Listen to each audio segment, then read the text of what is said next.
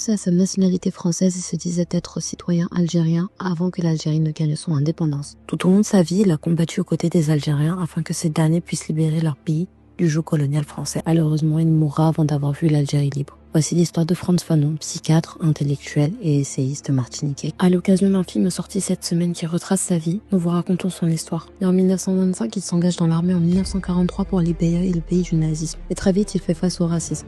Il est ensuite envoyé une première fois en Algérie avec son régiment. Là-bas, il s'aperçoit de l'injustice et du racisme profond du système colonial français et de l'oppression que subissent les Algériens. À la fin de la guerre, il retourne en France pour étudier la psychiatrie. Il s'interroge sur les effets de la colonisation et des maltraitances qui en découlent sur les populations colonisées. En 1952, il écrit son premier et très célèbre ouvrage, Peau noire, masque blanc, alors très mal reçu à Paris où il traite de toutes ces questions. Il se rend ensuite en Algérie et devient psychiatre à l'hôpital de Blida-Joinville. Il y enseigne ses nouvelles méthodes aux internes. Il entre ainsi en conflit ouvert avec tous ceux qui décrivent les troubles des Algériens comme des conséquences directes de leur position naturelle d'homme inférieur et autres théories racistes. En 1954, lorsque la guerre d'indépendance éclate, Frantz se rend directement du côté des indépendantistes algériens. Pendant des années, et même durant son exil, il va transmettre son savoir aux membres du FLN sur la psychologie et sur les techniques de torture employées par l'armée française sur les résistants. Devant tant de cruauté et de déshumanisation, Frantz a renoncé à sa nationalité française et se proclamait algérien par solidarité avec ses frères opprimés. Pourtant, l'Algérie ne deviendra une nation officiellement que le 5 juillet 1962.